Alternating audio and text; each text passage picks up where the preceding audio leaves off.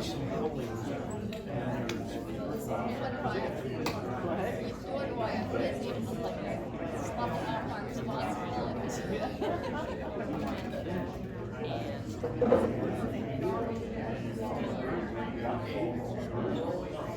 some of the employees of Loma, they have these big boiler rooms that have all the property records for an area, and they just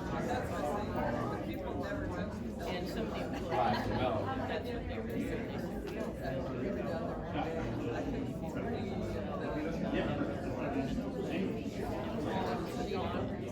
So he kind of Looks like we got news crews doing B-roll that start making their way to the scene.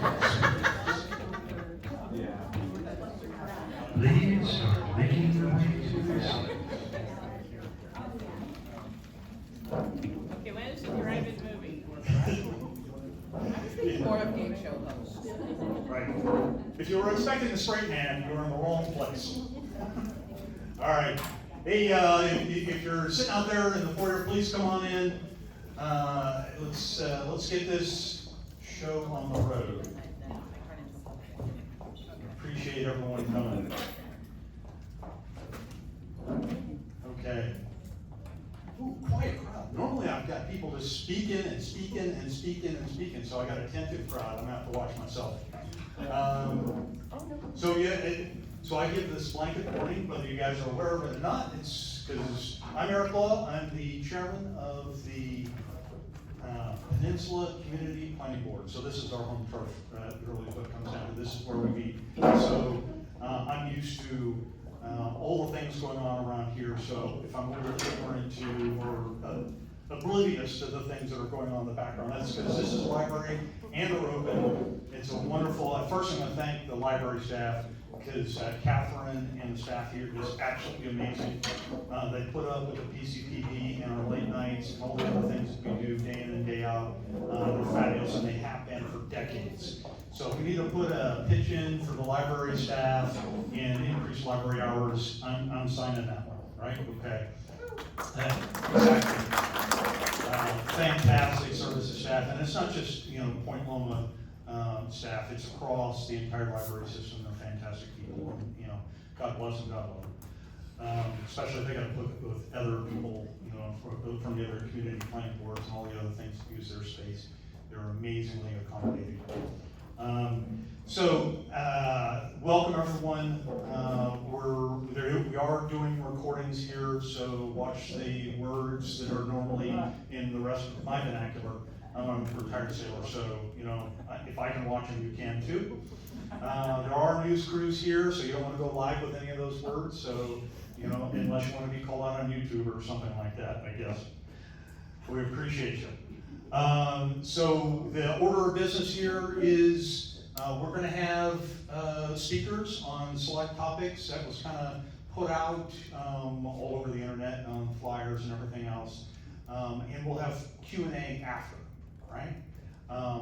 We did invite our elected representatives, and that's the context upon which we've been basing this. This was to get our elected legislators, state legislators here that we've been engaging to come and talk to us, defend their positions, tell us why they're voting the way we're doing, and offer the counterpoint from the community perspective. I will tell you, the only person who showed up from elected staff is Loma, God bless you, who's, yes. I told her I was going to call her out, so yes.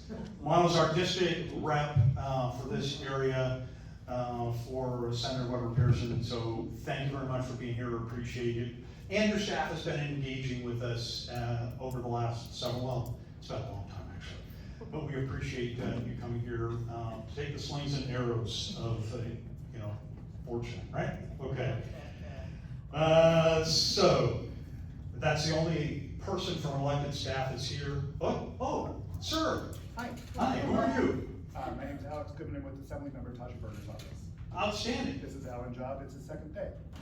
Oh, well, you're going to get to see see the seedy underbelly right off the get-go. Okay. Who are they? So, just so you guys know, we kept the pitchforks, the tar and the feather outside, go out the back door if necessary. Who are they? Who are they? We're at Assemblymember Tasha Berner's office. Thank So, you. Tasha, Akila. Okay?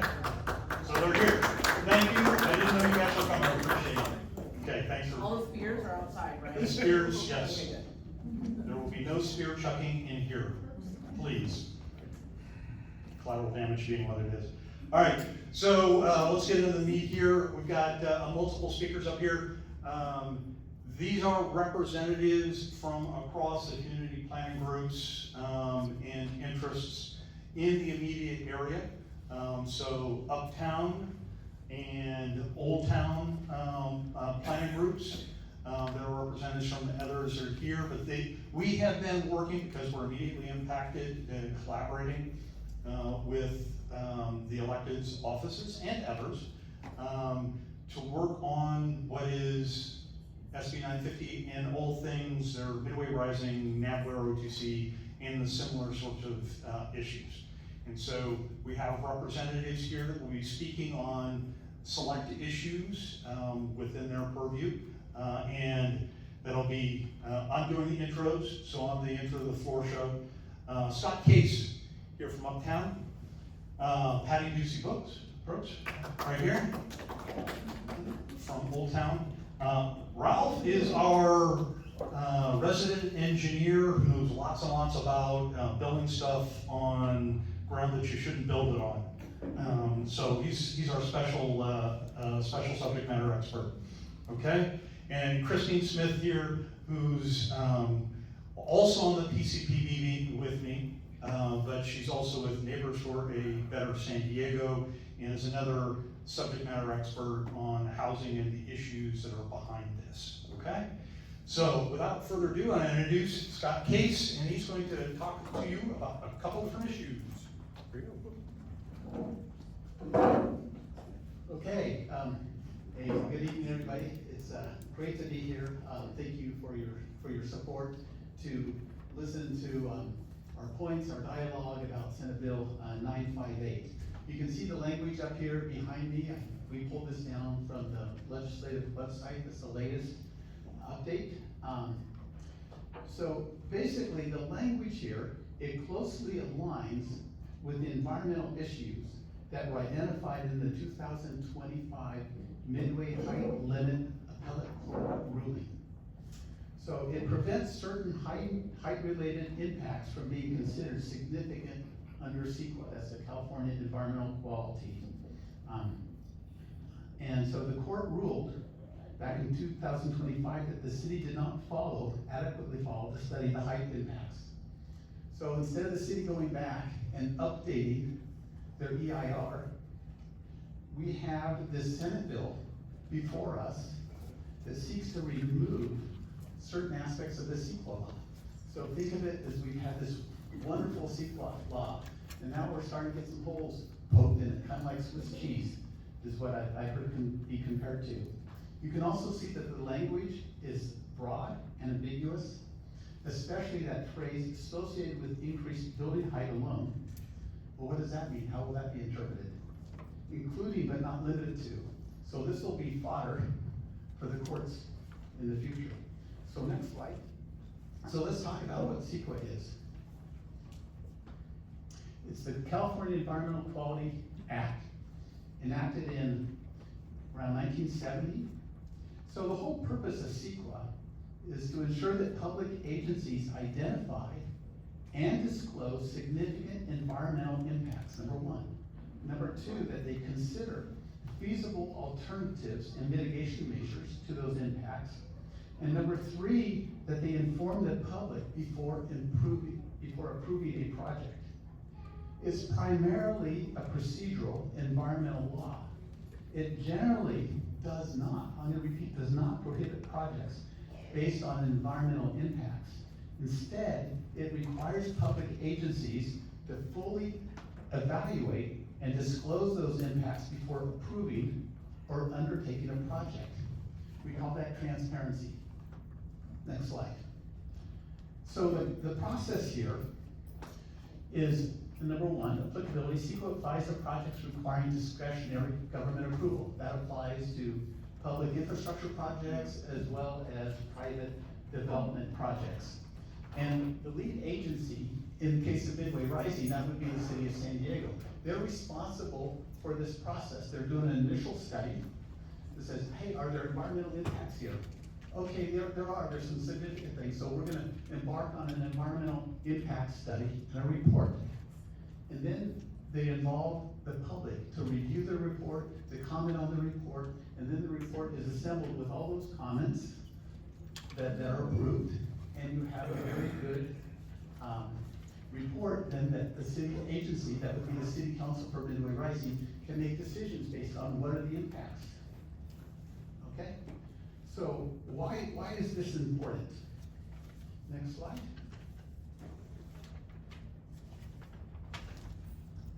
You know, there's wonderful benefits to our community. First, it's environmental protection. It's also safety for our communities because there are impacts on us residents from these environmental issues. We also become aware of what the infrastructure impacts are. And furthermore, we get public participation. And through all of that combined, we get better project planning. Well, there are challenges that come with this. Here on the right side, there's time and cost. Some of these significant projects, they're complex, and they have environmental impacts that require some kind of mitigation, and sometimes project changes. And there's also sometimes some litigation risk with it. So next slide. So the takeaways here is that CEQA helps protect our communities and the environment, while developers will argue that CEQA compliance increases costs and delays. It does. But we contend that CEQA effectively balances development with environmental protection and public review. California has been at the forefront of environmental protection for decades. Why are we poking holes in this? Let the process go through and let the issues be evaluated. You know, major developments can create significant impacts on our traffic, our noise, our air and water quality, and our already burdened infrastructure. And those risks, they really warrant thorough environmental review, not reduced oversight. And CEQA promotes informed decisions through transparency and public involvement. And without that review, we have less insight, and we as, we're the constituency. We have less influence over the environmental impacts since we're not made aware of those things. So next slide.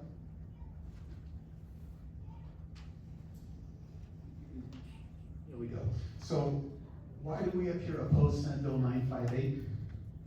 Well, it was a bill written by Senator Weber Pearson at the behest of Mayor Todd Gloria. That is a fact. That is a fact. The initial purpose was to remove key CEQA requirements only affecting the Midway Rising project. It's been modified since. This bill passed the Senate, and it's now before the Assembly. They're coming back in August, and that's why we're here discussing it, because the Assembly's gonna vote on it. So how is it harmful? Well, it sets a precedent for limiting CEQA review of future projects. Height-related environmental impacts will have less scrutiny. Important environmental studies may be bypassed, increasing the risks to our communities and the environment. And lastly, the public will not be informed about the impacts and risks. So this was a bad bill. It started just wrong motivation. It started bad, and then it got worse because it impacts the whole state. So I'll leave it at that. That's what the CEQA is, and that's what the bill is. Thank you.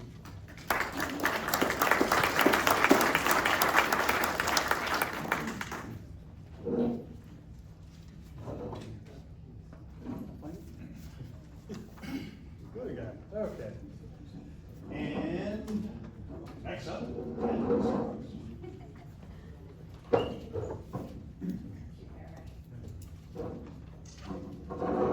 Well, good evening to everyone, and I want to thank all of you for being here tonight. We know you have many other places you could be. Rather than here, here, but you came here because you want to hear what we have to offer. And by the way, we want to thank Loma and Alex and Alan for being here, because this is the kind of thing we want to have happen in our community. We want this kind of dialogue and communication, because that's when partnerships really work. That's when the world really sees change. That's when we really get a chance to have a vision and work together to create great things for San Diego.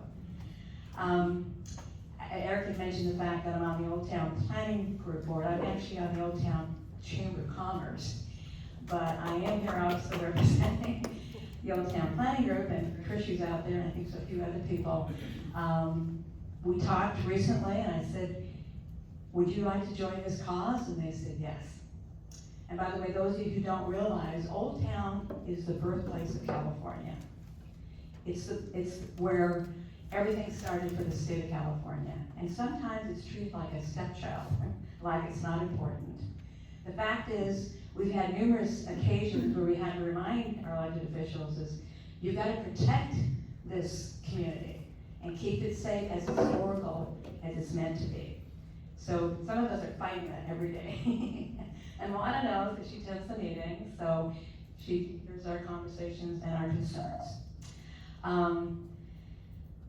I'm going to read from a script only because, as we all know, there's a lot to talk about, and we only have so much time.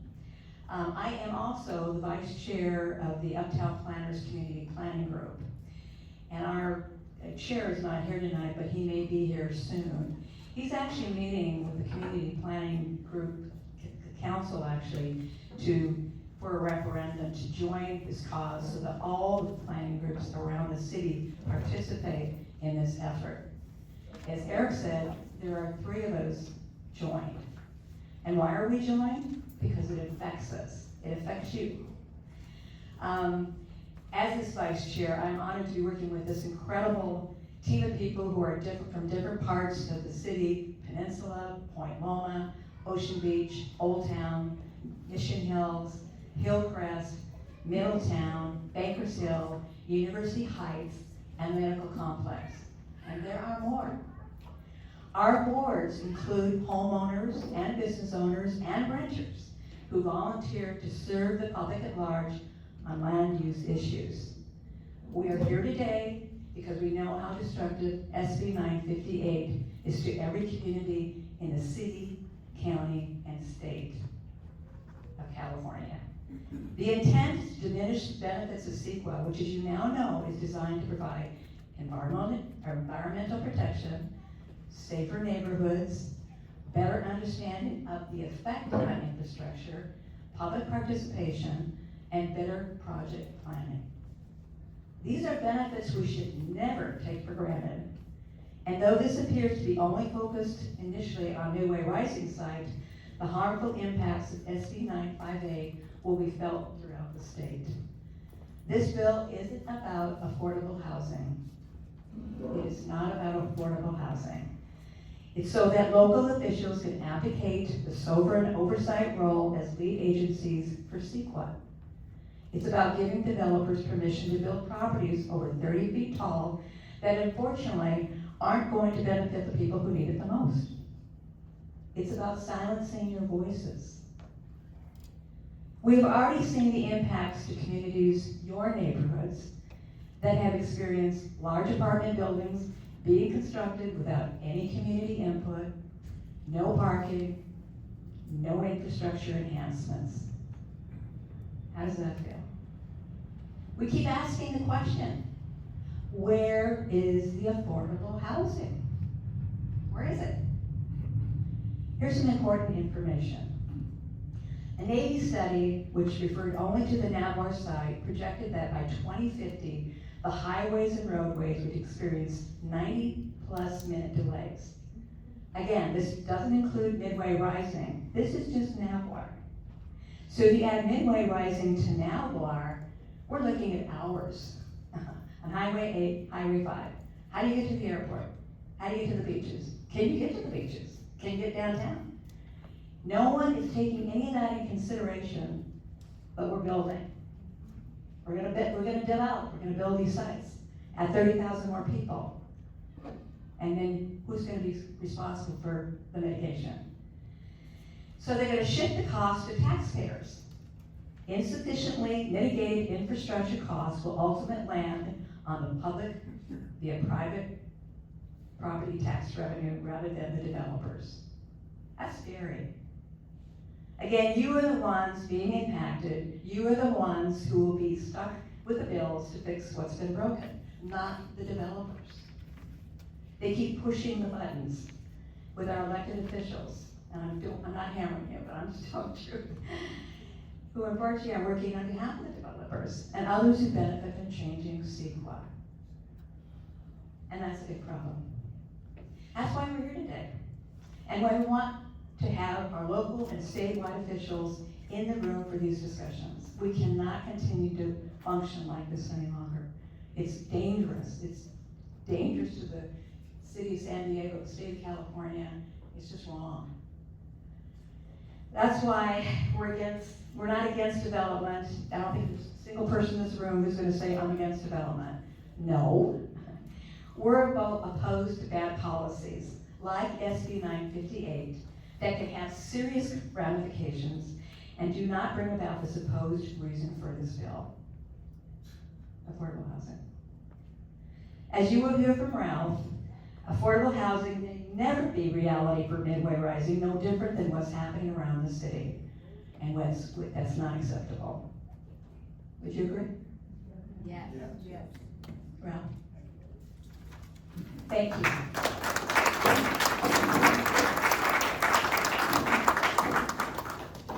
All right, give me the engineering talk. So I'm speaking on engineering challenges in delivering affordable housing. So Eric discussed the legislative promise of affordable housing. Patty's addressed the environmental concerns. And I'd like to spend a couple minutes discussing the engineering realities of delivering affordable housing. As a structural engineer, I support affordable housing, but we also need to recognize that SB 958 extends well beyond the Midway Rising project. If enacted, it can influence how future coastal developments are evaluated throughout California. That makes it all the more important that we fully understand the engineering realities, geotechnical conditions, economic consequences before establishing a statewide precedent. Political will alone does not create affordable housing. Engineering, geology, construction, and economics all play important roles. Nor should we assume that simply allowing taller buildings automatically results in more affordable housing. In fact, when increased building heights are removed from meaningful CEQA review, it becomes more difficult to fully evaluate the engineering and economic consequences associated with that increased height. In that sense, it works against one of CEQA's fundamental purposes, providing informed decision-making. Project's own geotechnical reports describe this site as a former estuary with artificial fill, shallow groundwater, and a high potential for liquefaction. They identify strong ground motion, liquefaction, seismic compaction, tsunami hazards that require engineering mitigation. These are not overly generalized conclusions. They are definitive specifics directly from the project's own geotechnical engineers. None of those challenges make the site unbuildable. California engineers successfully design projects on difficult sites every day. But difficult sites are expensive to develop. Every engineering solution is achievable, but every engineering solution also has a cost. Ground improvement, deep foundations, settlement mitigation, flood protection, utility improvements, long-term resilience all add to engineering complexity. And every one of these items will be required at this site. All this engineering complexity adds significant construction costs. These costs do not disappear simply because the project is intended to include affordable housing. The original geotechnical studies evaluated an earlier concept of approximately 8 to 12 stories. Today, substantially taller buildings are being discussed. As buildings become taller, structural demands foundation demands, and construction costs generally increase as well. That leads to a very simple question. If the primary justification for eliminating the coastal height limit is to create affordable housing, has anyone demonstrated that this is the most economical engineering solution for delivering that affordable housing? While engineering realities are specific to Midway Rising, the broader policy implications are not.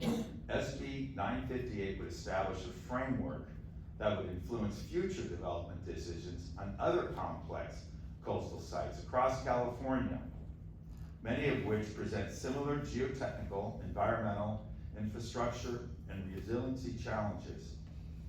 As engineers, we don't begin by asking how tall we build. We begin by understanding what we're building, what the site requires, and what those requirements will ultimately cost. Public policy should follow that same disciplined approach.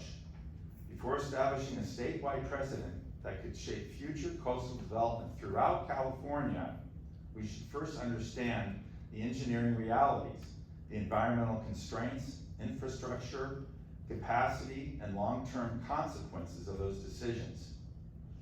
Good engineering and good public policy don't begin with what we hope to build, they begin with understanding where we are building. Thank you.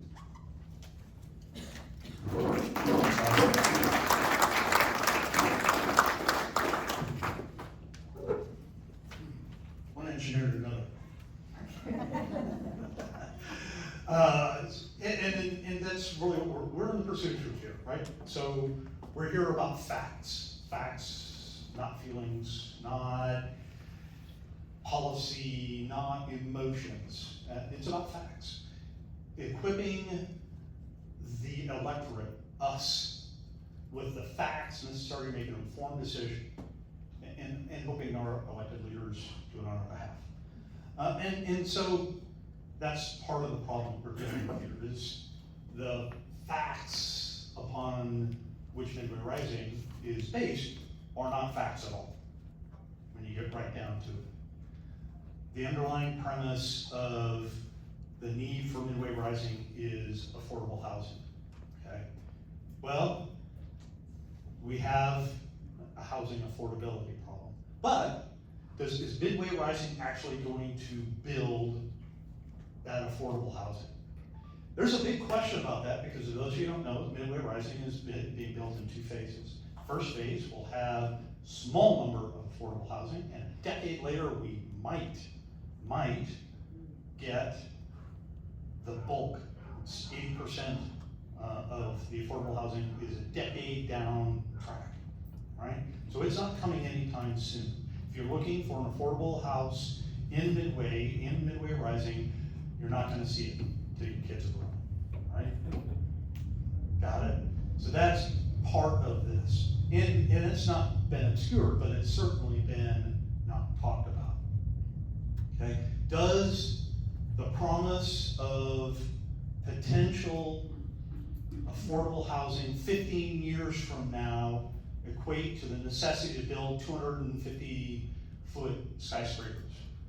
Does it equate to the need to the Miami Beachification of the California coast? Because that's what we're talking about here. That's what gets opened up with 958. It removes the height limits, right? So the natural conclusion for that is Miami Beach. And you hear it, you get all over the social media, you see people talking about, yeah, this is great. You know, I'll get a 20-story skyscraper for me sitting on the beach at PB. Yeah, that's not San Diego, but that's what we're talking about. That's a natural conclusion here. And it takes the limits off, it takes a public review off. So the underlying premise is false. So there is a person, well, he's not up on the table, and there may be people out in the audience, certainly no one up here that says we should not redevelop Midway. 100% we need to redevelop that place. One less Machado's parlor or strip joint, love to see it, okay? That place is rough down there, they need help. Everyone that has anything to do with housing or businesses here on the peninsula wants to see Midway redeveloped. They just dispute that you need to build it over 30 feet. Now, so Ralph was talking about costs. That's the other part of this. You don't get cheap housing out of Midway District. Certainly, you don't get cheap housing or affordable housing. Nothing's cheap, right? You don't get affordable housing anywhere close to the coast, right? Because land is expensive. But this is the thing that we don't get is everyone will say we have a housing shortage. Not actually.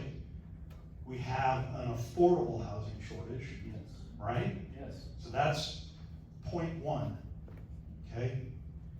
And if you look at the numbers, and we've got them here, I can show them to you.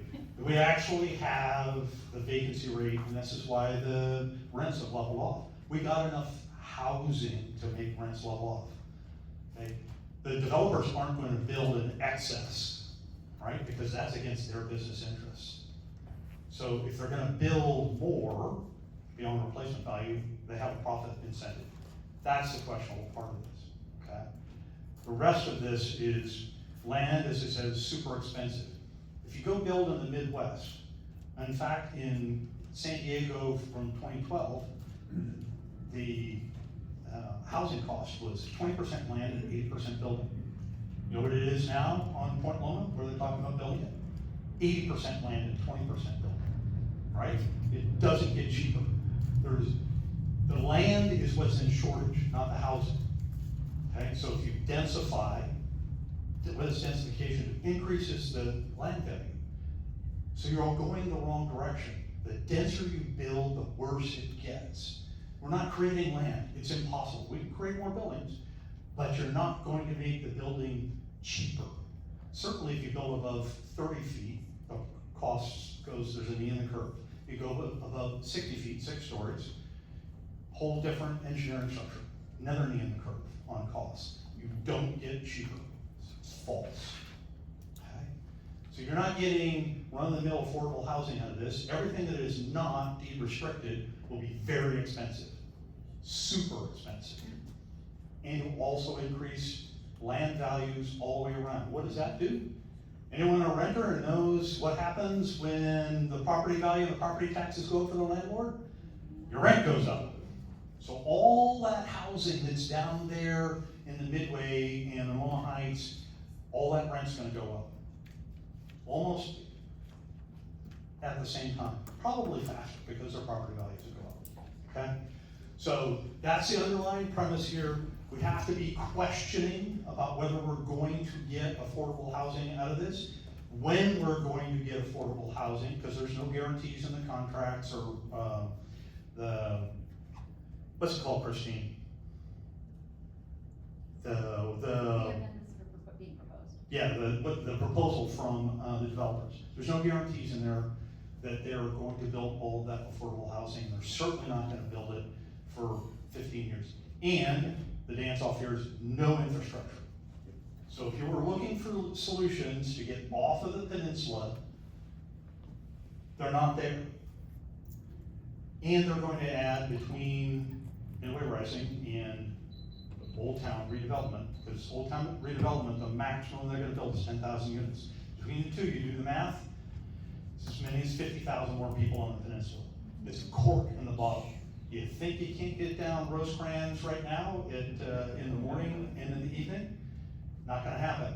You have a flood, not gonna happen. Tsunami, not gonna happen. Fire, not gonna happen, right? You're gonna be stuck. If you go out there at 3:30 in the afternoon as the sailor's heading off, there's a tailback from the I-5, I-8 interchange all the way back to the front gates of Naval Base Point Loma, right? Yep. That's solid. No one's getting anywhere. Come out here on the 4th of July and trying to get home. It's gonna take you 2.5 hours to get off the darn peninsula. That's what we're talking about. But that will be everyday existence. No infrastructure going in, no way to get out, cork in the bottle. That's the rest of our life. That's why we're concerned. That affects quality of life, and CEQA should be able to weigh in on that. That's the environment, and that's our quality, okay? So that's my dance off. We're gonna open up to questions here. We've got the experts across the table here. What I'm gonna do is, I'm wandering around here. I've got a microphone sitting up here for those of you who wanna come up and ask questions. It is now on. Please come up, state your name, ask your questions, please, sir. Scott Chipman, Pacific Beach Planning Group. I've liked what I've heard so far, but there are three elephants in the room right now. Affordable. That is an offensive term. You are lying. Affordable is subsidized housing. Please, let's not use the words affordable anymore. It's subsidized. When somebody gets an affordable unit, all the other units around it are more.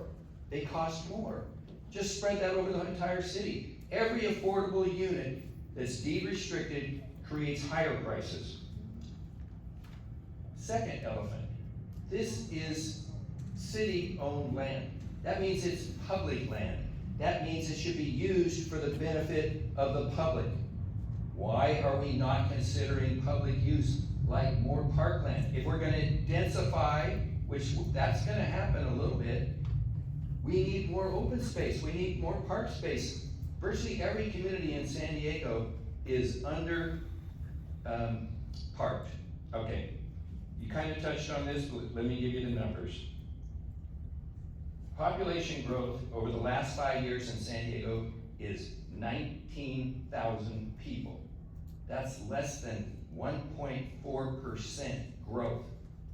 We do not have a housing shortage like has been mentioned. We have built in the last 5 years, or are in progress, 23,000 units at a 2.5 person per unit is enough housing for 60,000 more individuals. I can tell you, there's a bunch of ADUs and projects right now that are gonna be going unpopulated. They're gonna sit waiting for renters.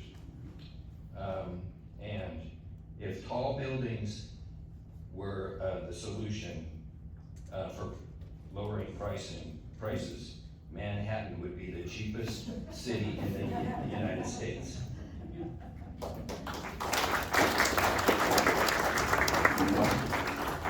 Thanks, Scott.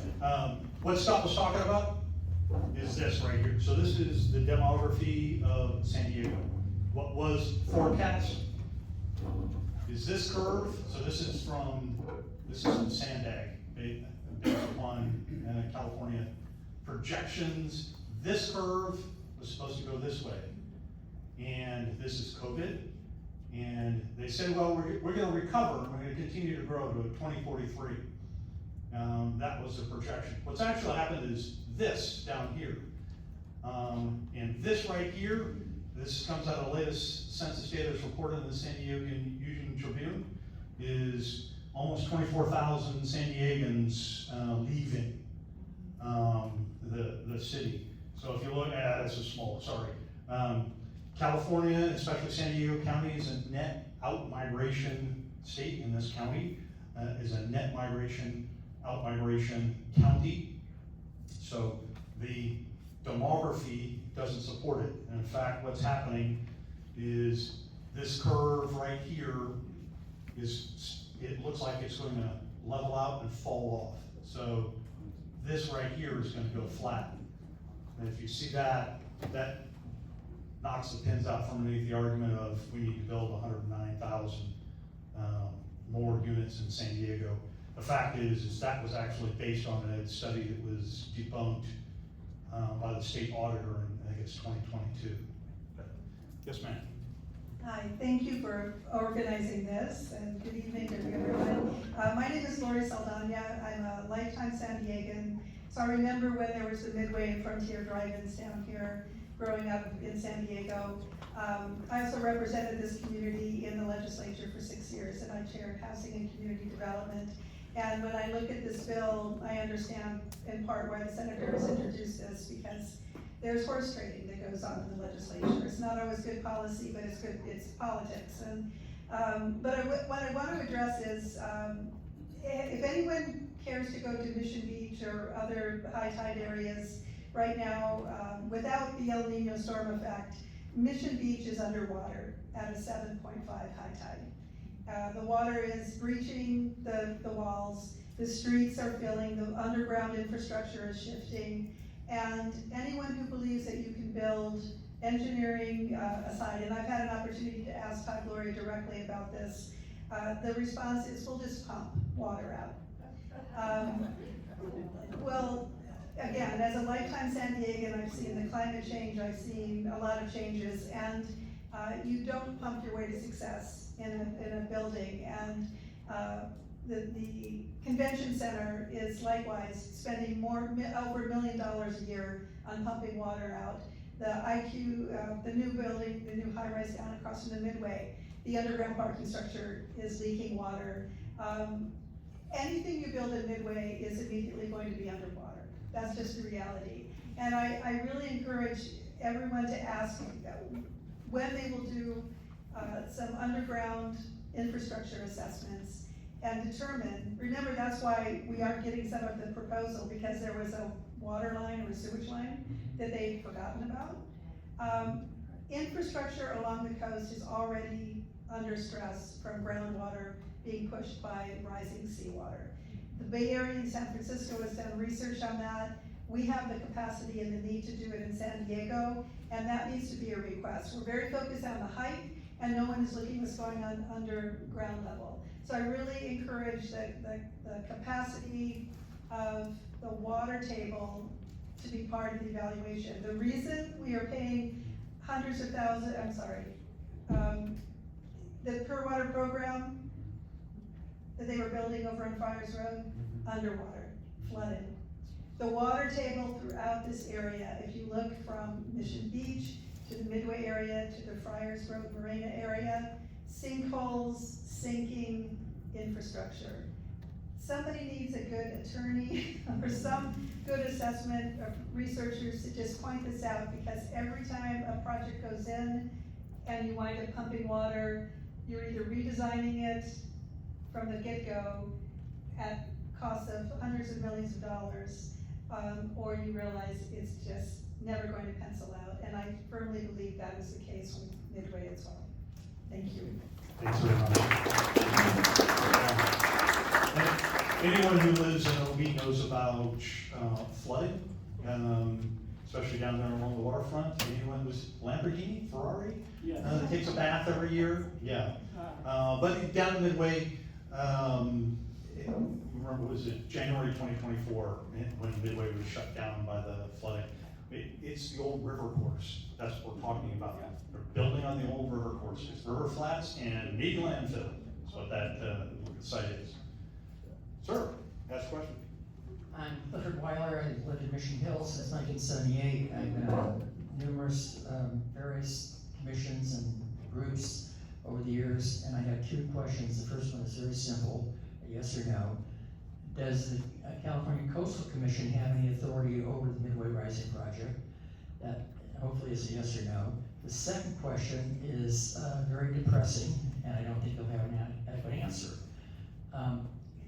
CEQA, if I understand it correctly, if there is an issue that cannot be mitigated, the project can still be approved by the city council.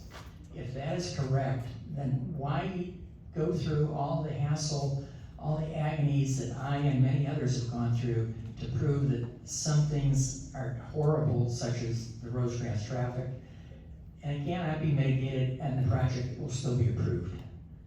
Am I accurate? Thank you. First of all, I'll confess I'm not that much of an expert there, but it's my understanding that yes, it could, the approving local agency, which in this case would be the city of San Diego, could still vote to approve things. Yeah, and it's not subject to the Coastal Commission. My name's Kathy Glavitt, and I'm a historian. I'm part of the Ocean Beach Historical Board. I've written 2 books on Ocean Beach and Point Loma, the Arcadia books. I grew up here. I worked at the sports arena for 5 years as head cocktail waitress, and I've seen every inch of that place. I also worked at Dixieline, which is gonna be gone soon, which I know a lot of people use. So I also have been fighting some of these issues for a long time. In early 2000, They had pretty much the same plan. It was 96 acres. And they were gonna take out the Orchard senior housing and the ones category two, across from it. And, also at the time, they talked about Bernard School. This was redevelopment, and they were gonna do all these good things. And they talked about teachers and policemen having places they can live. Well, I got a postcard after Bernard had been torn down and condos put up, and it said resort condos. So I don't know how many policemen and teachers can afford resort condos. And also the other apartments across from Orchard also got taken out as low income. And I also taught developmentally disabled art, and I had a student who was in there, and they were just, you know, the people there, you're out basically. Luckily, his parents were still alive and they got him into the Orchard, but it took months to do. So the city's saying that they're trying to help people when they also kick people out of downtown, the old hotels there. They haven't, and they've put these people on the streets. And it's just crazy that these things keep coming back over and over again. And also, a friend of mine, Helen Fricker, she has a glacier named after her. Climate is her thing, and she lives in Point Loma, and it's up on the OB Reg. It's from a couple years ago. She was interviewed by PBS, and she had done studies on the sports arena property, talking about that it will be underwater within roughly 15 years or so because of the liquefaction and the water coming up. Also, at that time when they were talking about the sports arena, they were also talking about the Bay to Bay Channel, which you have. I was also on the Mission Bay Landfill Committee. There's toxics on that end, there were toxics on the NTC, and they finally quit that idea. But the problem is that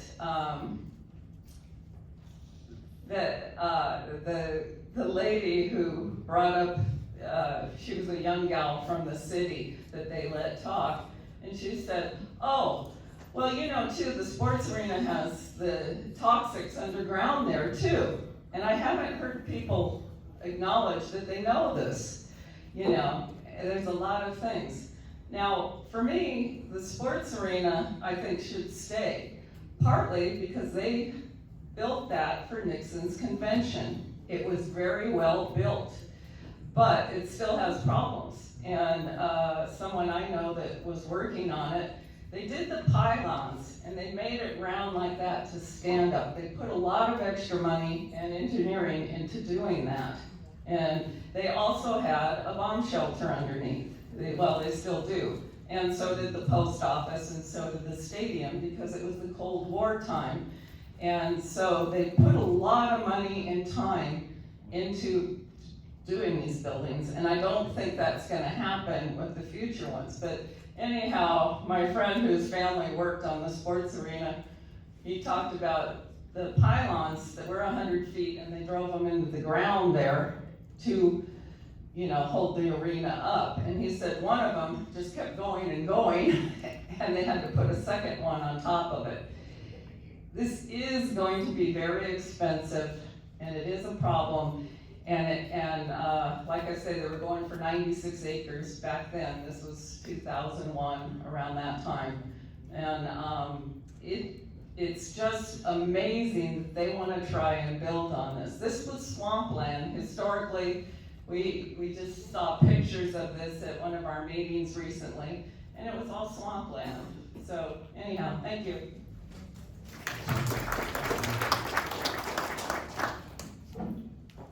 Hi, Scott Andrews, Saber Access. I think it's important to look at what Mayor Gloria and Senator Pearson are up to. This is not a project. This is not about Midway Rising. It's the whole coastal district. It's a district-wide thing, scheme. And the problems with that is you're dooming the city to another high-rise downtown, move to an area not developed to be a high-rise downtown, not planned for that. So what you end up with, and you've heard hints of this before, is a huge traffic jam because this is blocks away from the intersection of two freeways. It's also coast traffic access on the surface streets. Just like Eric said, Rosecrans backs up for miles. Well, so does Interstate 8. It backs up from the water to inland of I-5 every summer hot day, and during the year even. So the other aspect of this for the whole district is being that suddenly it's gonna be high-rise construction for 30 years. So what we face actually, is hundreds of millions of dollars in infrastructure costs, not just roads and freeway on-ramps. You heard about the pending 90-minute delay, and that's a private citizens traffic study, that 90-minute figure. And that's with these one or two of these projects out of the whole district. The other aspect of high-rise is antiquated infrastructure, these underground pipes, subject to the active Rose Canyon fault, they're going to fail because high-rise water pressure blows out pipes. And just look at the new condos that Canadian Bosa built on Pacific Highway. He ran into that issue. One project on our San Diego Bayfront, $500 million in infrastructure is what the developer asked for. So we don't have the money. We're broke. We're closing our coastal parks now because the mayor shut down the restrooms. So you need to look at coastal access for all the minority communities, the military communities, the athletic communities, the kids' sports groups, all of their access to the coast will be jammed up. Thanks, Scott. Hi, I'm Linda Cindy. I'm a local resident. I've been here since I was a little girl. Born and raised here in San Diego. And through the years, we have noticed personal experiences. South Mission Beach, my father had property there, and when he was a young man, he actually grew corn and vegetables in the sand next to the property because the water was that close to the surface, and it's still there. If you were to dig the sand, you'll see water 2 feet deep, so it's not really safe to be building high rises in the future, you know, if that happens, God forbid. That also comes to the midway rising as well. You're so close to the water's gonna rise, you're gonna see rebar resting like you do in Mission Beach. You see the surface, the walls are cracking, and they're brand new buildings. So if you really take a good close look at those newer buildings, you'll see that happening. The second thing I'd like to mention is Rosecrans. Oh my gosh, it used to take 10 minutes to get to the freeway from my parents' house. Now it's a half hour or more, and that could be any given day. It's not just the weekends like the Rock Church across the way. It's every day. It doesn't matter what time of the day. It could be in the morning. So sometimes you see the Navy on motorcycles, Ninja motorcycles going 80, 90 miles per hour on Rosecrans. My dad nearly died getting across Rosecrans, and a Ninja bullet went and hit the car, and he was able to walk out, but the guy flew 30 feet across and landed in the hospital, and that was a miracle. We have known Rosecrans all my life. We know how to cross it, but it's a very dangerous road. Even when it's bumper to bumper, which we can see from our house, it's all the time. So with this midway rising, we're gonna be jailed, basically, imprisoned in Point Loma, even though it's a nice area, but you need to get out. The other thing is, with this midway rising, I am really surprised that we have not heard anything about schools. Think about 10,000 people, aren't they gonna have children? I mean, really, are they all gonna be single? So So, I think that that's gonna be a huge impact on the existing schools around the neighborhoods, including Mission Hills. Elementary schools that we have few of, they're already overfilled and burdened, so I don't know where these children are gonna go to school. Why are they not speaking about schools? And it's basically their own city. Midway Rising is their own city, basically. So where are the schools? And then the water, usage, we're running out of water, Lake Mead, you know, where is this water coming to, you know, feed all these people? So basically those are my concerns, and thank you very much for your time. And I hope, you know, things are easier than they're gonna be, please. Thank you so much.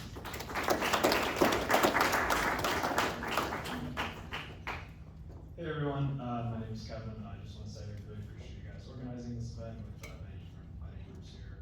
Can you speak up, please? Oh, sorry about that. Yep.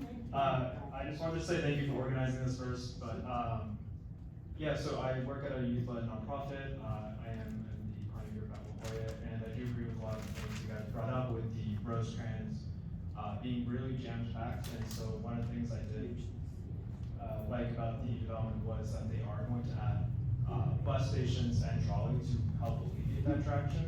So I do hope that in the future, whether this goes on or not, that we do need to address a lot of those infrastructure concerns at those intersections, because we do have a really good trolley over there, but it is dangerous getting over there. And so I feel like a lot of folks right now, it's like not accessible for us to get over to those areas.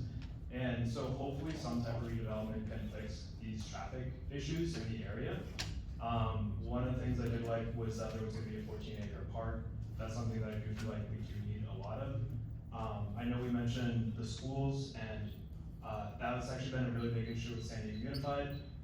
In 2022, I think it was 8,000 students in that school year left San Diego Unified School District because they could no longer afford it. So it is a really big issue where we are losing many kids in our school district. And so if we have more affordable housing units for families to live, that can help alleviate some of that stress so that families can not feel the need and burden with taxes to leave. So yeah, that was just things I did like about the project. But yeah, I also was just curious how come the Midway Planning Group wasn't included in this panel. They've been invited. Okay. No, we were not. No, we were not. We've been invited to every conversation we've had. We were never invited to this town hall. I only learned about it 2 days ago. Well, we have some conflicting review, but, yeah. And then, earlier we were talking a little bit about the land value, so you guys were talking about how this would increase the value of the land significantly if there's a development there. However, I feel like that's kind of missing the point a little bit, because whether there was like one home there versus a development there, the land value would go up. The land value has been going up constantly, no matter if there's development or not development. But the real issue is the unit price. Are the unit prices going down when we have more development? And when there is more development, they do have to mandate affordable housing units. And so that's the real issue. It's not the land, but who can live in the units built on that land. So, thank you. Good evening, everybody. Thanks for putting this together. I think, as you can see, almost 100 people are appreciating that. Sorry, Scott Shipman, but I have to say, affordable housing, affordable housing, affordable housing. We don't have a housing crisis, we have affordable housing crisis. Frank Gormley, editor, publisher, will be right. There's another elephant in the room, but I'll just mention it briefly. A lot of YIMBYs think that the more housing you build, it's all gonna filter down. And so the lower rents, lower housing will be a lot cheaper. That's not true. Can we bury that myth once for all? Let's do that. But two things. Midway Rising is Todd Gloria's legacy project. And we can't forget that the main family that funded his campaign was Terminus, the owners of Midway Rising main project. So that was a scandal right before our eyes. But we're still going to proceed. So Midway Rising will be built. It's gonna be coming down the pike. Why do I say this? Because Todd Gloria is hell-bent on putting it to there. What's gonna stop it? People like you. We need the political will to stop it. And how we do that is organizing, grassroots organizing, community coalitions. We force the city to reform the bonus EDU projects. We can do it again. So that's my main mission, main message. We need that political will, and we have it. Thank you.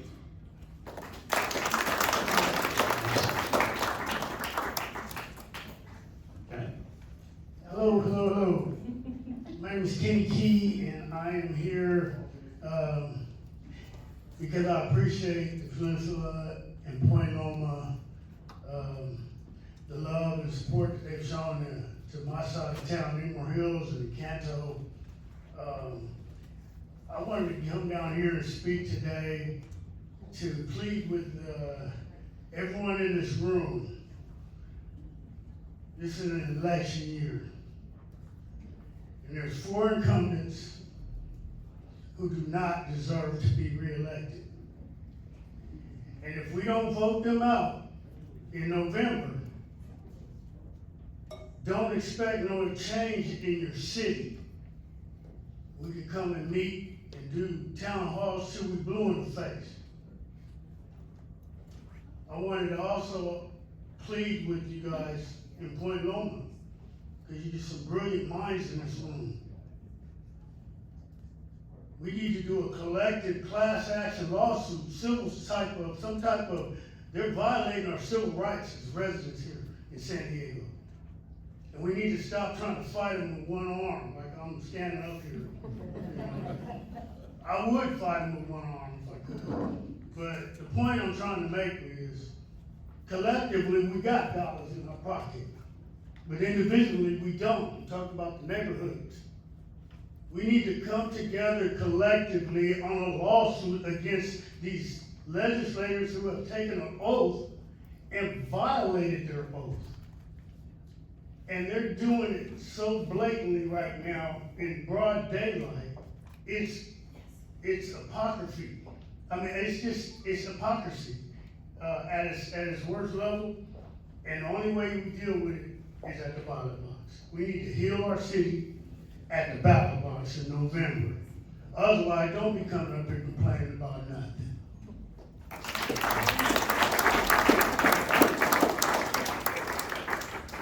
I am so sorry, I'm up here one more time. It's just I didn't write any notes.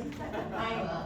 I forgot to mention as well, as per my experience, I manage property for mom and pops, and we are seeing a complete difference in callers this year compared to past years. This is the prime time to be renting.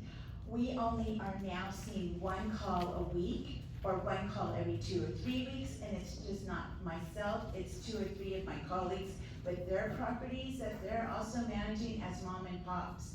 And the more we're seeing built, and the less people living in San Diego, it's really hurting the mom and pops as well as the developers. So I'm worried, as well as my colleagues, that what's gonna happen is, as they're overbuilding and doing these sky rises, they're doing it instead of incrementally and letting us breathe to allow more people to move into San Diego. They're flooding us all, and now all of a sudden we don't have a single renter. There's too much competition. We are at the lowest rates. We're below the market, actually. We always have been as mom and pops. That's why our tenants tend to stay up to 50 years with us. So now I'm not getting those calls, even for USD students.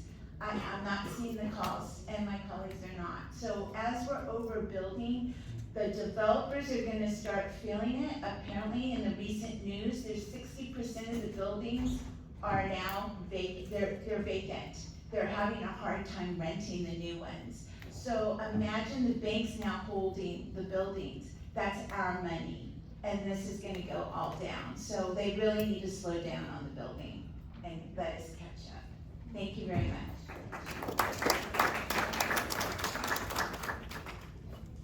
I'm a little tall, so I'm gonna pick this up, that's all right. All right, my name's Brian Bragg. I've lived in Point Loma. We bought our house in 2010. Lived in La Jolla, rented for many years up there before we moved to this community, which I love right here. I've always loved Point Loma. Since I moved to San Diego, close to 50 years ago. Anyway, I have I guess, a couple, first of all, I'm gonna ask the crowd, who is in favor of midway rising? Raise your hand. One favor of what? Got one, midway rising, who's in favor?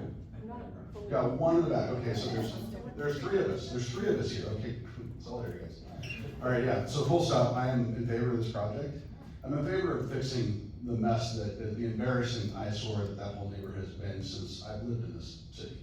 It's been horrible the whole time and nothing's been done about it. Well, now we have the opportunity to do something about it. I understand the traffic issue has everybody concerned. And I also believe that this project is going to happen one way or another. And there's probably not a whole lot that we can do about that.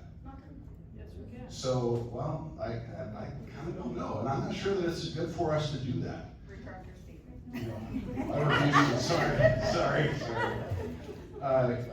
The reason, we don't have it up there anymore, the graphic of the population dip.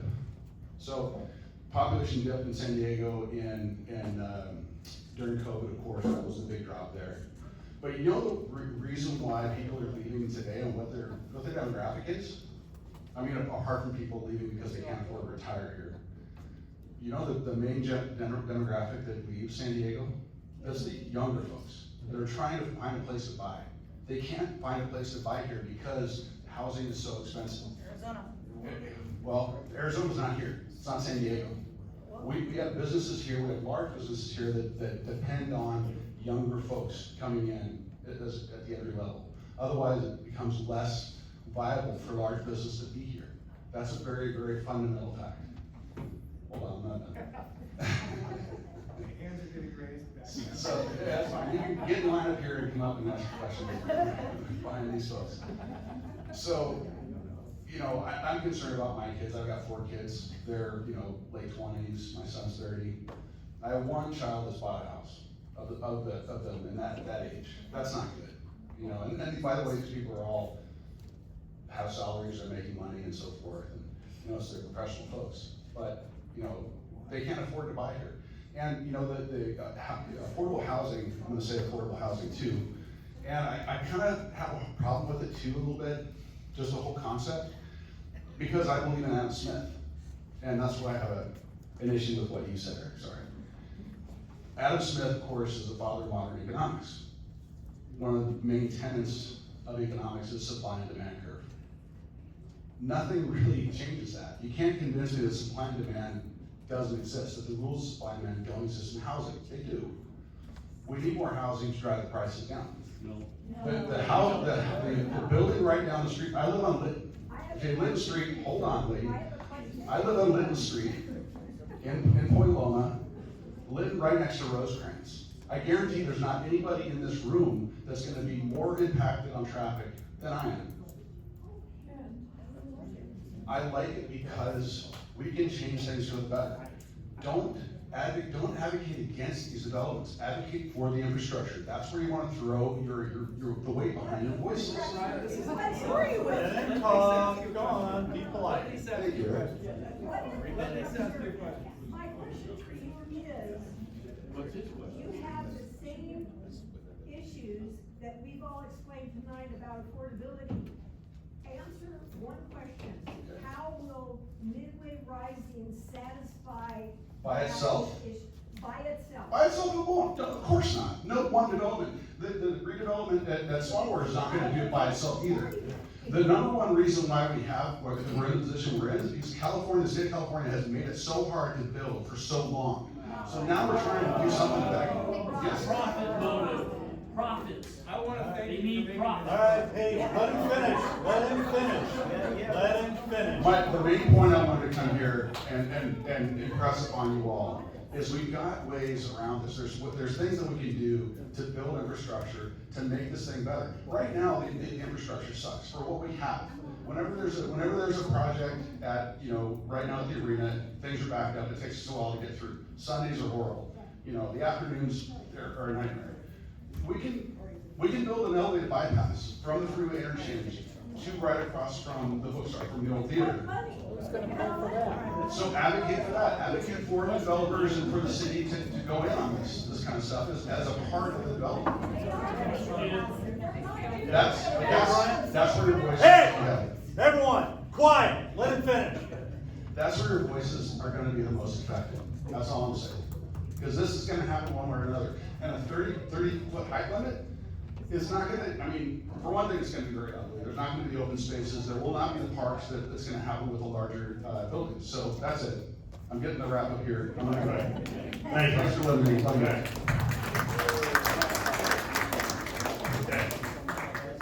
Thank you. My name is Javier Saunders. I'm also on the Peninsula Planning Board, and I want to thank Eric and the presenters. I thought the gentleman did a great job on the sequel presentation. Thank you very much. So, well, Midway Rising has mentioned publicly many times that they can pierce the 30-foot height limit by using the state density bonus law. So the question is, if they plan to do that, or if they can do that, why is the senator pushing for SB 958 when they've said they can use the state density bonus law? Well, the speculation is that if they use that, they may be held more accountable for affordable housing. And as we know, Midway Rising has not lived up to all their commitments and promises. So this legislation is not really required or needed. So I would ask the senator to maybe meet with Midway Rising and ask, why do we really need this if they could use state density bonus laws?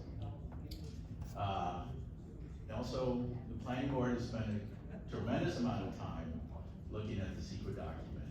And as Eric stated, we do not oppose development at Midway Rising. We do oppose that they're not proposing to mitigate the horrific traffic problems. They're proposing to provide mitigation to give their sports arena employees a bus pass. Well, darn good companies give employees bus passes. They also propose a shuttle every half hour. And they were only proposing it for maybe 5 years, and I think now they're proposing it for 10 years. But it does not mitigate the traffic. They have stated in their CEQA document that it does not mitigate the traffic. So we all need to work together and work hard to make sure that we voice our concerns about the traffic, and I know everybody here is very concerned about it. So thank you. Thanks, Owen. Hello, everyone. All right, really quick, stretch, breathe. We're in this together. Okay, I'm Margaret Grissimo, a San Diego Portuguese Point Loma native. I went to Barnard, was crushed when they demolished that, but it is a beautiful project. It is definitely below the 30-foot high limit, so I like that. It did beautify that neighborhood quite a bit down in Midway, but I do have some major issues. Being a 3-term planning board member, termed out, thank God, or I'd probably lose it even more. But I was on this planning board for 3 terms, that's 9 years.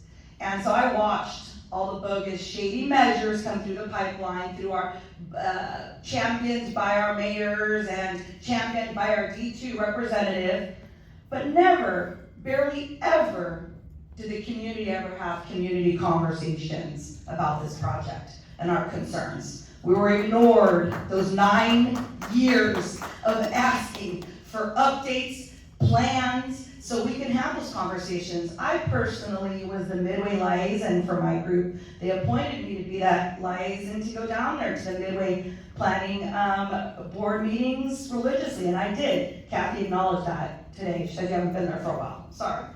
But with that said, I did write down a few some notes here. I am also one of the founders of San Diego United Communities, and I have to stop that gentleman that spoke and said that this can't be stopped. Yes, it can. We've stopped many projects, some massive projects recently in our community with our group and other coalitions and group that have joined forces with us. So look us up, San Diego United Community, and help us continue to grow that group.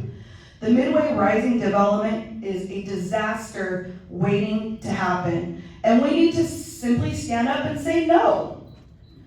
This massive project will choke our neighborhoods with unbearable traffic and parking nightmares. Our streets aren't designed to handle this kind of congestion in Point Loma. They're just not. And the safety of our families will be put in serious risk. This isn't just about inconvenience. It's about destroying the very soul of the Midway District. I can attest to that. Our community character, our small businesses, and our open spaces will be bulldozed again in the name of reckless profits. Someone said it back here. We cannot stand while developers erase what makes Midway so very special. The environmental damage is going to be enormous. More construction means more pollution, more strain on our limited water supplies, and the loss of precious green space. We have to protect our environment, San Diego, before it's too late. And let's be clear, this project fails to address the city's affordable housing crisis. That's all BS. It's just another money grab, disguised deal in progress, ignoring the needs of the people who actually live there.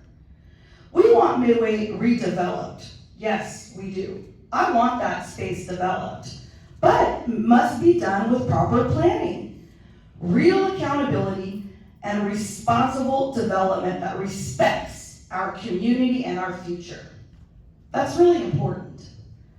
That's why it's critical that we all tonight take this fight back into our neighborhoods. Talk to your neighbors tonight. I'm serious. Raise awareness about Navwar and Midway Rising, because those go hand in hand in a gridlock. And get involved.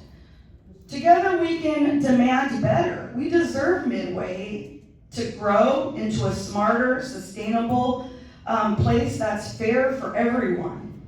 I would really like everyone tonight to do that, to please go back and talk to your groups. You're all connected and you care.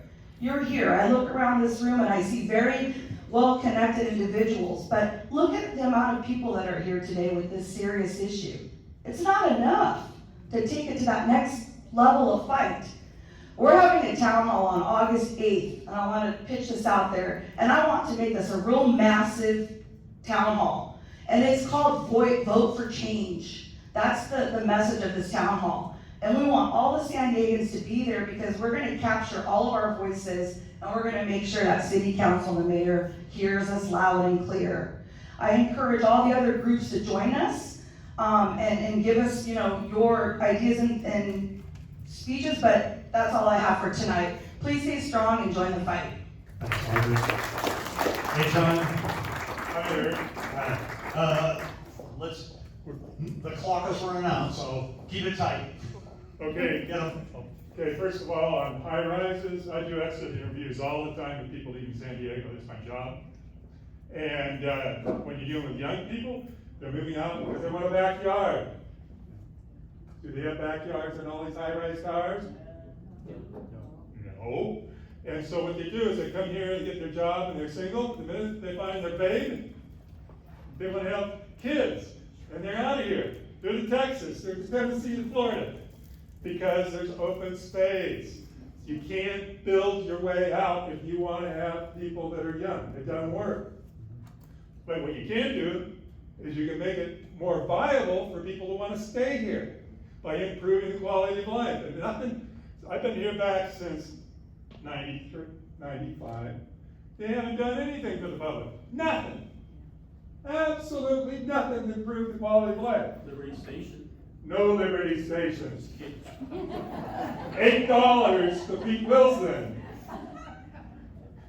So, on this Midway Rising project, does anybody know how much land that city land is that's being on?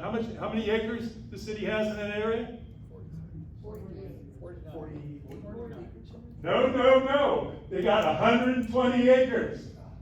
You know how much public land is in the Midway Sports Arena in Navajo area?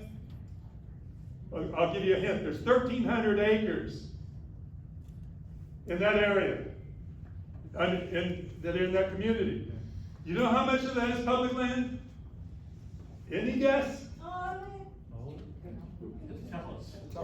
Over 700 acres. And that 700 acres is prime. This is the last open space, flat land on the Southern California coast. This is the only place that we, the people, can expand public access to the coast by doing the right thing, using our public land as parks.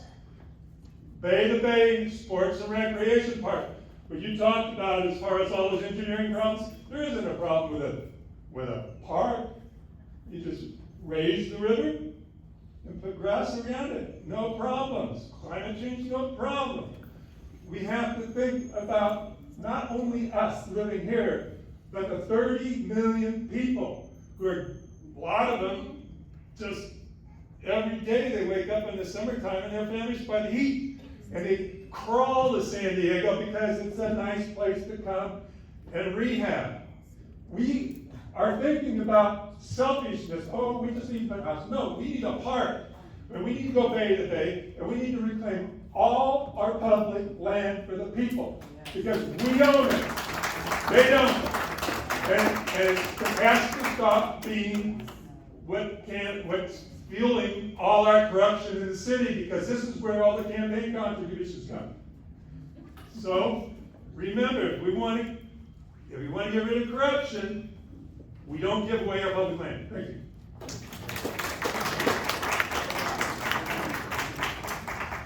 Well, that's a hard act to follow.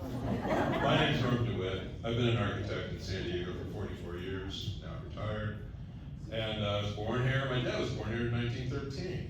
And I have never seen such blatant disregard for the efforts of generations of community planning groups, volunteers that I've known and pitched projects before for 4 or 5 decades. And this just basically squashes their participation in any choice, any say in what's happening to our destiny, our architectural destiny. And I'm seeing it, we're slowly losing power to a distant overlord situation in Sacramento. And it started innocently enough with the ADUs. Build a granny flat in your backyard. That's probably the least impactful increase in density imaginable. Because if each block has a few ADUs, that's actually providing quite a bit of inexpensive, smaller housing, solves a lot of the problems. But after that, it's all of a sudden, well, we can just start taking control. And we've seen it with SB 79, and now with this new one. This is a nightmare, because this just eventually it's basically just surrendering all of our power, architectural controls to our overlords in Sacramento. All I can say is, I'm a no party preferred voter, so this is easy for me, but anybody who is on a ballot that's supporting not only 958 or Midway Rising, that should be an instant disqualifier. And I don't care if it has a D after the name, or an R, or an I. They've gotta go. Our only chance to turn this around is to elect people that will represent us, that won't undo the work of generations of San Diegans. And it's on us.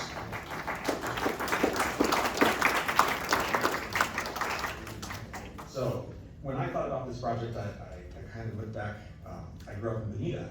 It was a nice little community, quiet, had good schools, good infrastructure, everyone knew each other, and then it exploded. We got East Lake, and we got those communities that just completely demolished the character of Bonita. And it created all of these infrastructure problems that followed the housing, not before.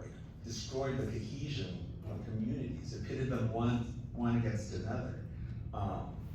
It diluted the sense of value of the homes, because the different monetary values of the homes and the communities, it just, the character left us, right? And we were left with just websites of I remember when.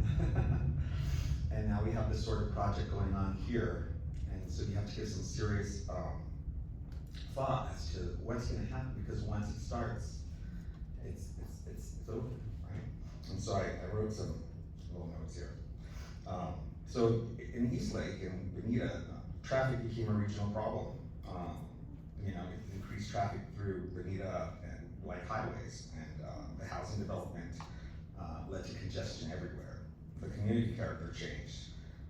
What was once a equestrian, low density area became, you know, commuter pressurized, and the quiet environment was gone. You know, one thing about Point Loma is that, you know, you can just, I used to come down here and just walk the streets because it was just so beautiful to look at the houses and the views and the vistas. And so the impact on that, the public services, and the increasing demand, schools, parks, shopping areas, emergency services. You know, what's gonna happen if you build, basically, like you said, a jail that kind of blocks off Point Loma, and you need emergency services? And so, what does that suggest for Midway Rising? Well, will transportation improvements be completed before residents move in? I don't think so. Will schools, parks, police, and fire services expand proportionally? I don't think so, there's no money for it. Will surrounding neighborhoods absorb increased traffic and parking demand? That's probably a yes. And how will the project scale affect existing identity and livability of adjacent communities? And for me, I think that's why we all move to the places, you know, we buy, right? It's that character. And so if you change that, it's not only the value of the housing, but the value of your, you know, your quality of life. You buy those houses because it's the right place at the right moment, and it's just right. And so when that goes away, you're left with a feeling of just not being where you want it to be, right? And so, you know, the question I ask are there enforceable commitments to these housing phases and infrastructure, you know, and I don't think there is at the moment. And so there's a cautionary tale in South Bay. I just wanted to share that with you guys.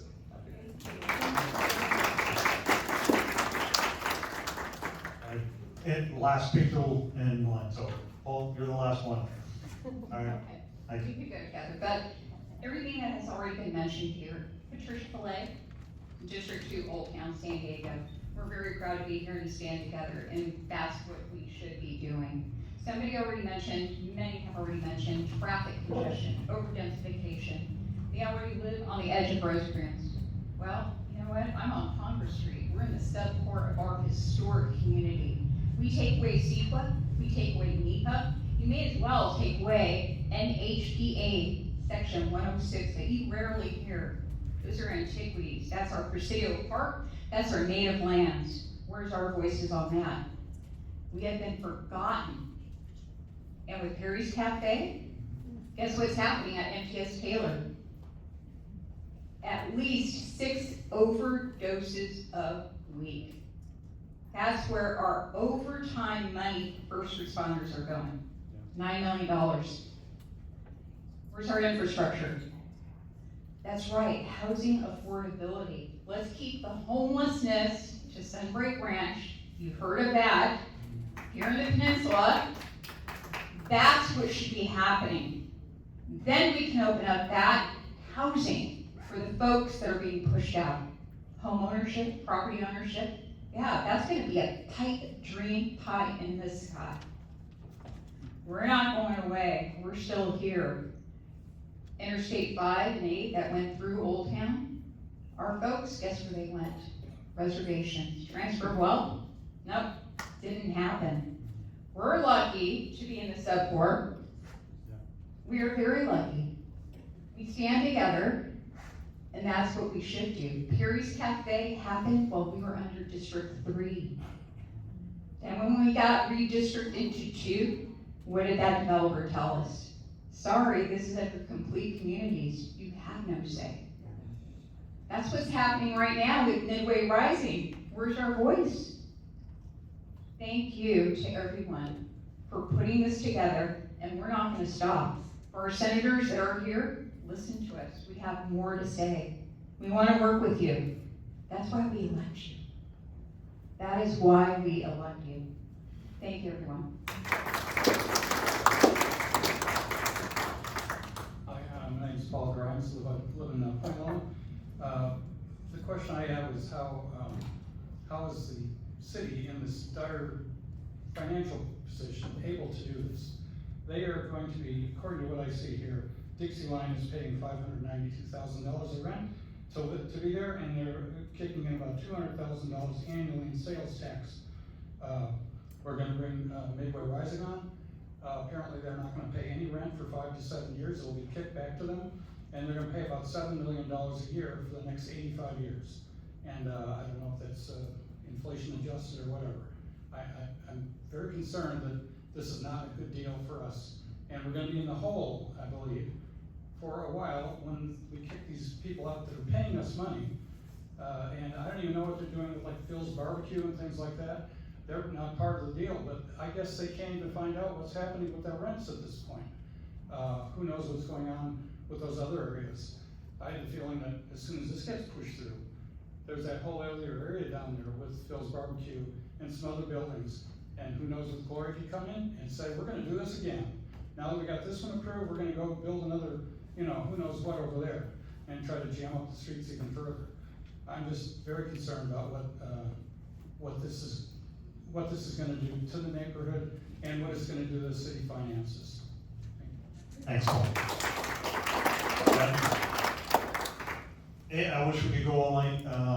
Unfortunately, they gotta close, and we gotta clean, well, actually, we don't have to clean the chairs. Just the front up here. So, just to tie a bow on things here, someone brought up Brian brought up Adam Smith. Well, for those, we talked about supply and demand. I think we talked about, land is a shortage, okay? It's not the housing, and that's what this graph is right here. We're at or approaching equilibrium. And that's Moody Analytics, so that's national analytics firm, looks at it.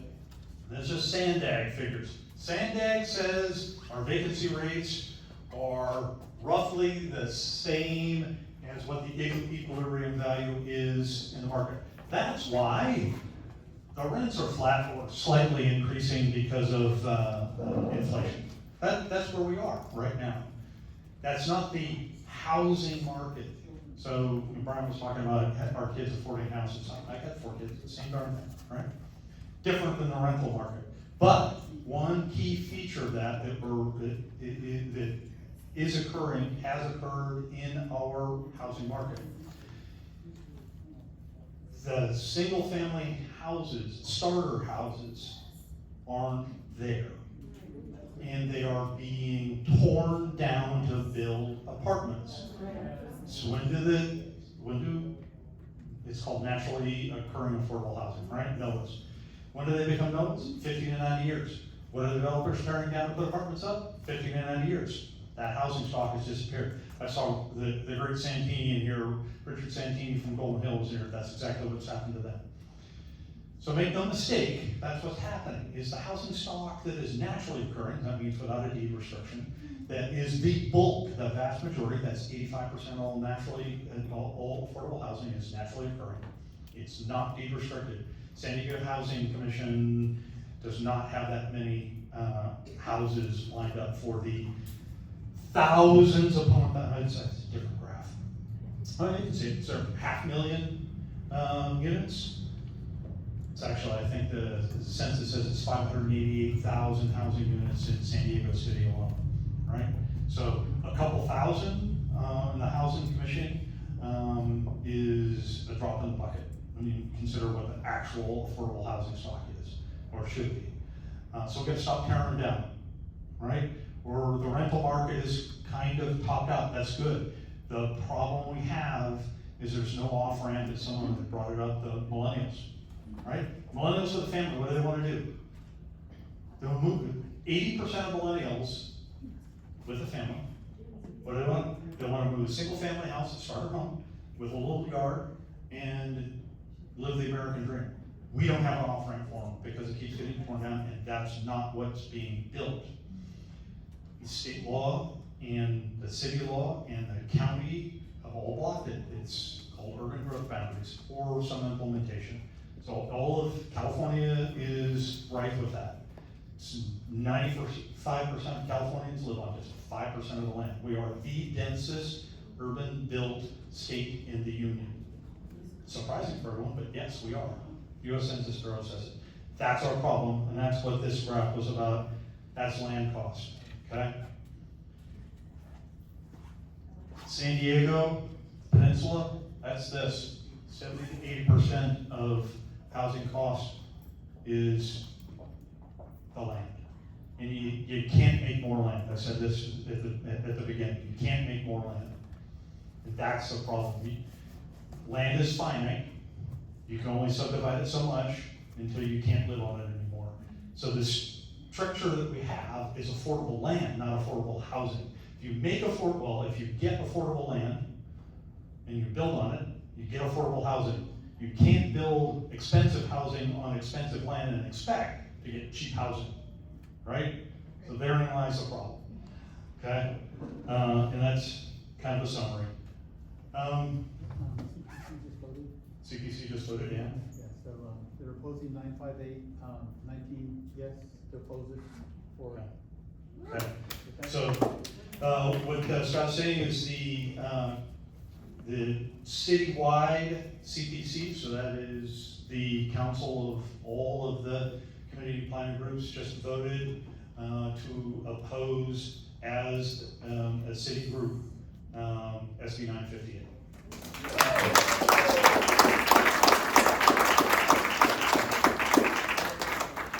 All right. So, any of the panel members have any comments, any closure? Well, I just want to thank. I was going to get to that. Sending members in, Donna from whoever's office. How do we continue these conversations? Because reality is, we can't do it. You have the soft voice. Can you hear me now? We need to have these kind of conversations because you really truly need to understand the issues going on in the city. We know you may only hear from one side. If you don't hear from the other side, you're blindsided. We want to open these doors for these conversations. You heard a lot of great comments tonight, and they're real, they're facts. These aren't, people dreaming of things. They're telling the truth. And I was impressed with what Lori Sedana said. She's an ex-council member and whatever position she's had in the city.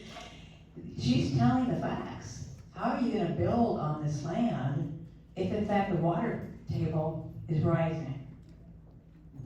How are you going to do that? And how is it going to affect all the other communities around it? So we need to face the facts first. You got to start with the base, the state's reality. And then we start looking at what kind of development makes sense.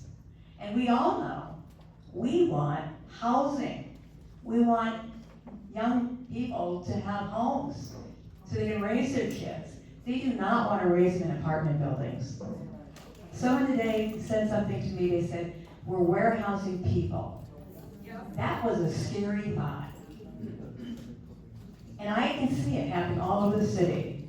I mean, these units, apartment buildings, like 500 square foot, 200 square foot, how do you raise a family in that? And they cost about $3,000. I can't afford it. I have a house. So that tells us something's amiss. And if we don't change the course, it's going to implode. Because the infrastructure won't take it, our world can't take it. We need to be the change makers. And we can do that. Thanks. Yeah, we do need your help. I'm not going to put you on the spot for comments or anything like that because I know you're here to take notes and take the message back. I could push you, but I'm not going to. We do appreciate you being here. Huh? Oh, yeah, Kristen. One of the things that sort of came up, everyone's talked consistently about affordable housing, but one of the things I did know when I looked at the SB 958 is it doesn't actually have any requirements for this project to have affordable housing on it. And for the future projects that can be built using SB 958, it doesn't require any housing. It just has to be a non-industrial. So it means if someone can find a 40-foot lot someplace, they can build anything and blow through the height and ignore the CEQA events associated with that height of that project. Roller coasters, hotels.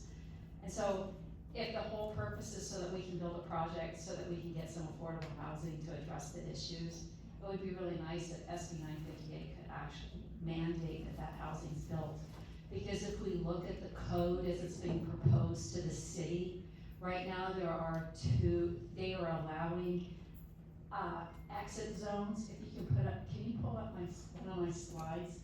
There's actually a point where it says if they can't find the inclusionary gap funding to build the affordable housing on the site, well, they just don't have to kind of do it. And so we may end up with a big project and not actually even get the affordable housing that we want. Yeah, this is the one. See, it says if they can't find the funding that identify that gap financing, so the developer doesn't even have to provide that funding. They're getting it through these incentive programs. If they can't find it, then we might not get it. And so it would be really great if SB 958 mandated that there had to be at least the 25% that's required by the Surplus Land Act. And also, they also got this project because they promised they had the most affordable housing. And so that's kind of what I'm asking for. Thanks. Yeah, thanks. The one other thing I didn't get on the slide here, if densification is the route they want to go, they want to build housing, they want to do, transit development, that sort of thing. Cool. The net effect of a hour-long slog from Naval Base to I-8 to get out of here is functionally equivalent to the tailpipe emissions to commute from Point Loma to Temecula. Okay? That's the problem. If you cause a traffic jam on Rosecrans, every one of them getting onto I-8 or I-5 is dumping all those, you're not saving anything, you're hurting the environment. Because it is worse, idling, slow speed, worse, you're dumping more carbon in the atmosphere than if you have a free run. The infrastructure is worth the carbon footprint. If you don't build it, you're gonna suffer. All right, that's my dance off. Thank you all for coming. Thank you for putting up with it. Thank you. We just need to put these tables away, everything else we say. Thank you.